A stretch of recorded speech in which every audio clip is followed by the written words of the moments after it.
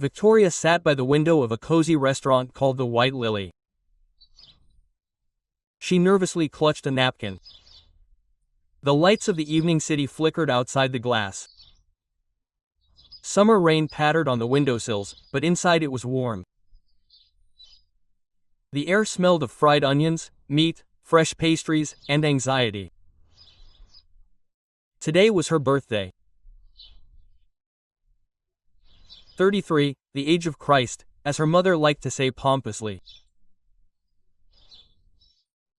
Only, unlike the Savior, Vika didn't feel saintly at all. Instead, she felt tired, crushed, and foolishly hoping for a miracle. Today she had invited only her husband and his mother. No one else. She simply didn't want to see anyone else. She had planned the menu in advance, paid for the banquet in full, and ordered a marbled cake for dessert. And all this in an attempt to save the family, to restore at least a modicum of normality to her relationship with her husband. Yes, Victor had become completely different lately, irritable, rude, and reminiscent of a disgruntled store manager during the shortages. Especially around his mother, Anna Fyodorovna, he turned into something slippery, prickly, and utterly unbearable. But Vika still held on to hope. She held on to hope for Sasha's sake, for her son, who increasingly hid under the covers when he heard his dad come home and slam the door.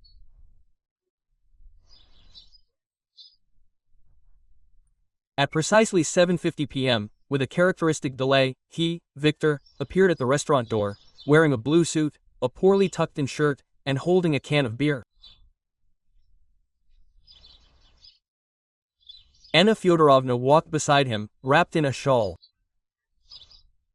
Her face was stern, her lips pressed tight, her eyes piercing. "Well, happy birthday, Vitka," Victor said to his wife, without even looking in her direction. "Well, of course. Thank you for inviting me," the mother-in-law added sarcastically, walking inside and appraising the decor of the room. "Yes, it is a little vulgar here, but what can you do? The main thing is that the table is free."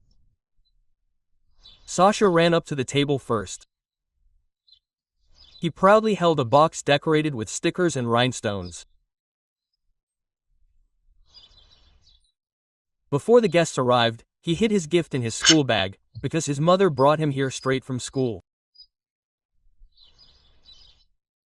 Inside the box was a plasticine craft. A crooked heart, but with a sincere message to Mom, molded on the side. "Mommy, this is for you." Sasha beamed like a Christmas garland. "I made it for you myself." "Thank you, you are my bunny." Vika hugged him and kissed the top of his head. But before she had time to straighten her dress, Victor was already waving the child away. "Do you hear me, brat? You are a small thing. Now stay out of my way. And who are you here for anyway? Quote, need it?" Sashka recoiled. His eyes filled with tears. He dropped his box and took a step back. "What are you talking about, Vidya?" Victoria stood up, looking at her husband with amazement and incomprehension. "This is your son." And then Victor, who had already had a fair amount to drink on the way, turned to her and growled at the whole room. "Remember. First my mother, and only then your pathetic son, the one you fostered.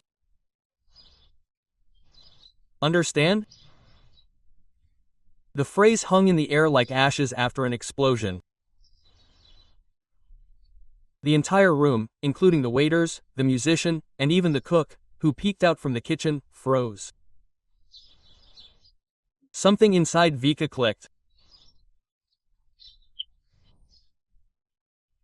She walked up to her husband, quickly, precisely, as if on parade, walked up and grabbed him by the jacket with all her might, before he realized what was happening, and with a sharp movement, she pushed his face into a large festive salad served on a tray in the center of the table. Here you go, Vitenka and Olivier. With carrots, with respect, she said with an icy smile. Her mother-in-law immediately jumped up and screamed, "What are you doing? This is my son. I will not allow him to be offended." Quote. But Vika did not let her speak anymore. She had already carried on.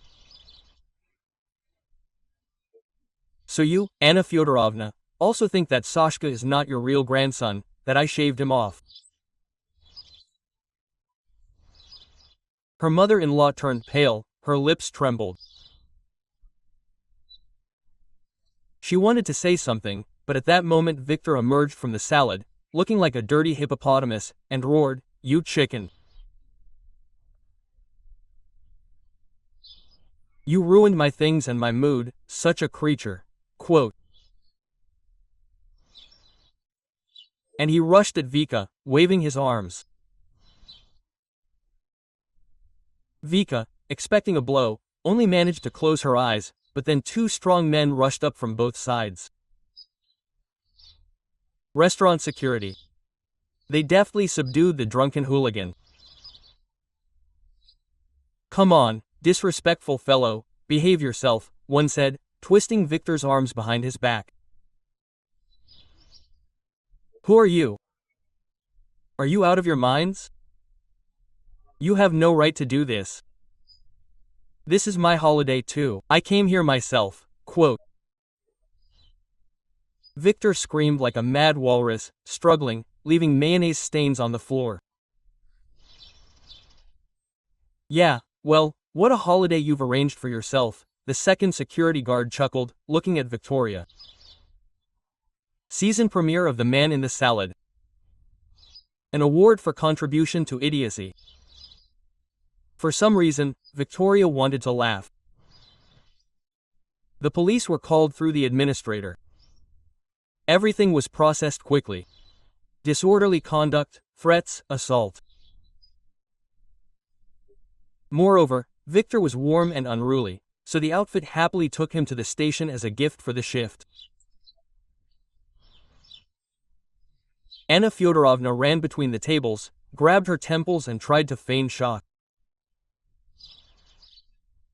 "What are you doing? You're handing my son over to prison. For what? What did he do? He's a good man." "Well, yes. First to prison, and then to the circus. He fits the type perfectly," Vika snapped. And Sasha at this time was sitting on the waiter's lap and twirling his box in his hands. The boy didn't cry, he was just in shock and sat there, looking at his mother with wide-open eyes. When Victor was taken away, Vika sat at the table and sipped some champagne. Anna Fyodorovna stood over her like a statue of resentment. "Victoria, are you completely crazy? You embarrassed yourself, me, and Vika in front of people. How could you? No, Anna Fyodorovna, this is your son. He disgraced himself. I put up with his antics for a long time and now I ask myself, why? So that my son grows up next to a man who considers him a self-inflicted piece of trash." But her mother-in-law didn't listen. "You're a witch. Some kind of witch," she hissed, "and a completely inadequate one at that. No, I'm a mother, unlike you." Vika stood up with dignity, straightening her dress. "And tell your son to come home and never come back. I won't open the door and I'll call the police. Sasha and I don't need a monster anymore. Better no father than someone like that. You're a freak, so you've decided to break up the family. I'll complain. Her mother-in-law screamed. She knew perfectly well that now her son would be subject to property division and child support. Quote, "Complain wherever you want," Victoria said. "You can go to the prosecutor's office, you can go to television, maybe they'll dunk you in a salad there too, but with justice sauce." Her mother-in-law fell silent. There was nothing more she could say, and she left with her head held high. A few minutes later, the restaurant began playing music again. The incident was forgotten, and everyone was eating, drinking, and having fun again. Several women who had seen and heard everything surrounded Vika. Someone opened another bottle of champagne, and Sashka ran up to his mother with a plate. "Mom, I tried the cake. Would you like some too?" Thank you, my dear." Vika hugged him with tears in her eyes. "Son, everything will be okay for us now." "And Daddy?" the boy asked, looking into her eyes. Daddy is gone forever. But it's not your fault and not mine. He just forgot that people aren't furniture you can kick around." "Mom, is he really never coming back?" Sashka looked at his mother, and there was hope in his eyes. He was simply tired of being afraid of his father's drunken antics.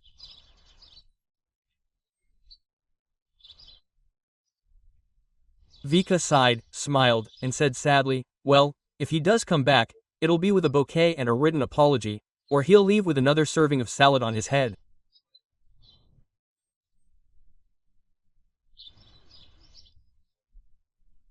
"So let's drink to us, the strong and independent," one of the women said, raising her glass. A few minutes later, Vika had completely forgotten about the incident, about Victor, about his mother.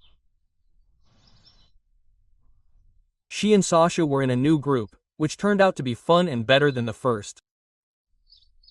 They drank, ate, and had fun.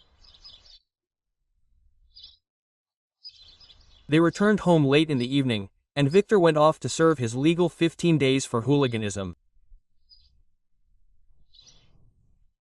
He was in no mood for fun. He was charged with resisting arrest and threatening violence. At the station where he was taken, they called him Mr. Olivier behind his back. One of the police officers even suggested writing a comedy script about it. In general, the entire station laughed at Victor, especially when he tried to clean himself up and smeared even more mayonnaise on himself. And Vika? After the divorce and division of property, Vika bought herself and Sasha a new apartment, albeit small. She signed up for yoga and took Sasha to a psychologist. And for the first time in many years, she began to sleep peacefully. On her shelf now sat the very same box with the heart her son had molded.